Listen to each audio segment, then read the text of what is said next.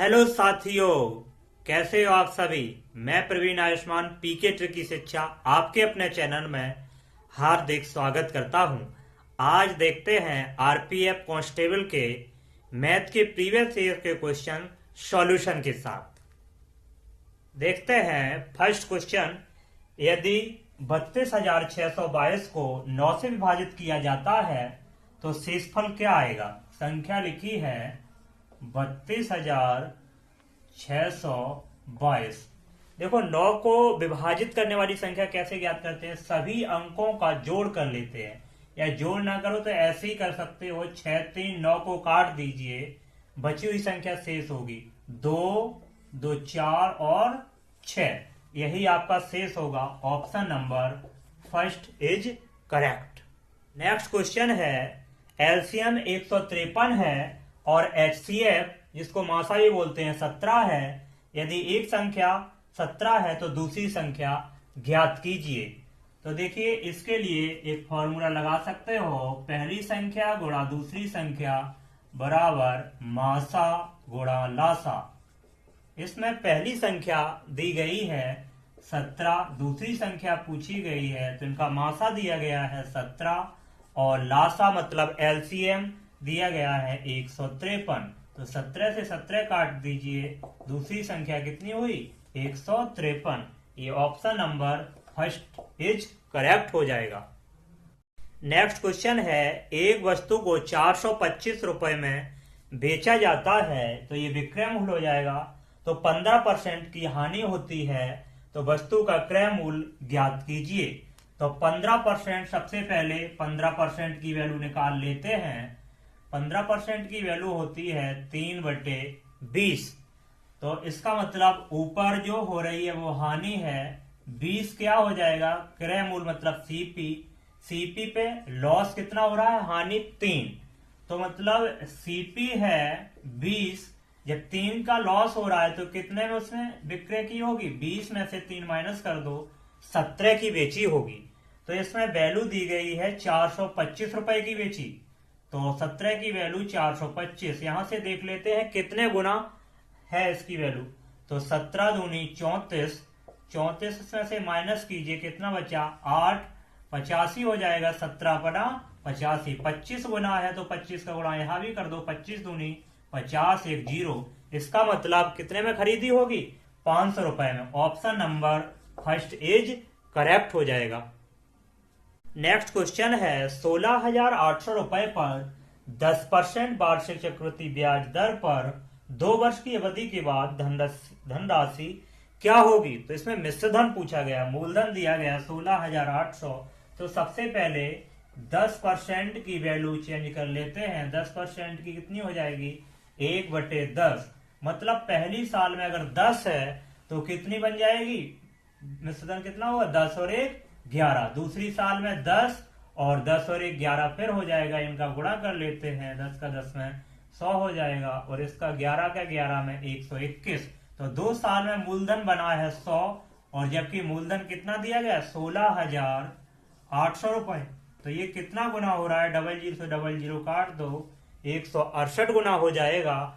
तो इसका मतलब इसमें भी 168 का गुणा कर दें, 2 वर्ष के बाद मिश्र धन पता चल जाएगा। इसका इसमें गुणा कर सकते हो, 168 में 121 का 1 8 6, 1 का 1 में 2 8 16, हासिल 1 2 6 12 और 1 13 की 3 हासिल 1 2 1 2 और 1 3। 1 का करेंगे तो हाँ हो जाएगा 8, 1 का 6 में 1 का 1 में 1 8 और 6 6 12, 8 3 11 12 और 13 और 6 3 और 1 10।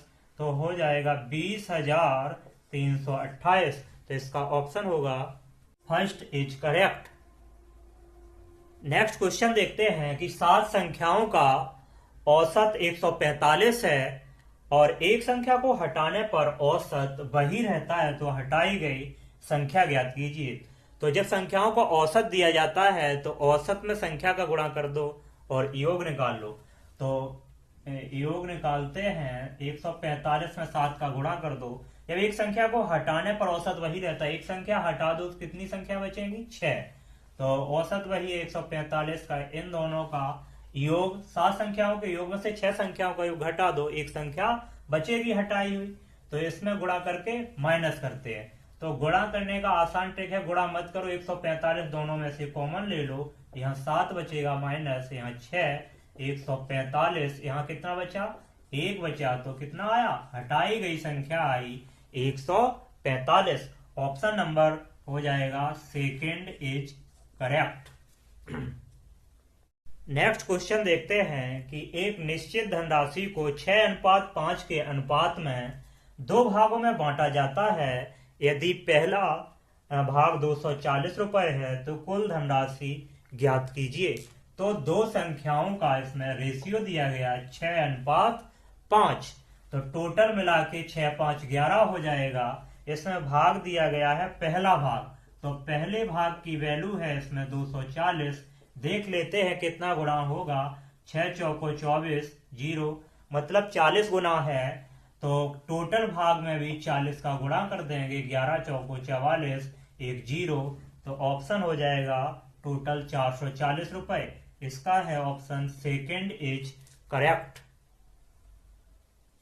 नेक्स्ट क्वेश्चन है, देख सकते हैं, सरल कीजिए। तो इसको सरल करते हैं। सबसे पहले लास्ट से सरल करेंगे, इनका वर्गमूल अंदर किसी का नहीं है, तो यहां से वर्गमूल लेते हैं। 144 का वर्गमूल क्या हो जाएगा, 12, तो 12 यहां प्लस करते हैं, तो 7 और 1 हो जाएगा, 7 2 9 हो जाएगा, 3 और 1 4, ये वर्गमूल के अंदर है, तो 49 आया। 49 का वर्गमूल कितना होगा, 7, माइनस होगा, इसमेमें से माइनस कर दो, तो 8 में से 1 जाएगा, 7 जाएगा 1, यहाँ 6, यहाँ 3, तो यहां भी वर्गमूल लगा है, तो 361 का वर्गमूल क्या हो जाएगा, 19, तो 19 का यहाँ माइनस कर देते हैं, 10 में से 9 जाएगा 1, यहाँ 3 में से 2 जाएगा, 3 में से 1 जाएगा 2, और यहाँ 1, इस पे भी वर्गमूल लगा है, तो 121 का वर्गमूल कितना हो जाएगा, 11। ये ऑप्शन नंबर थर्ड में है, थर्ड इज करेक्ट।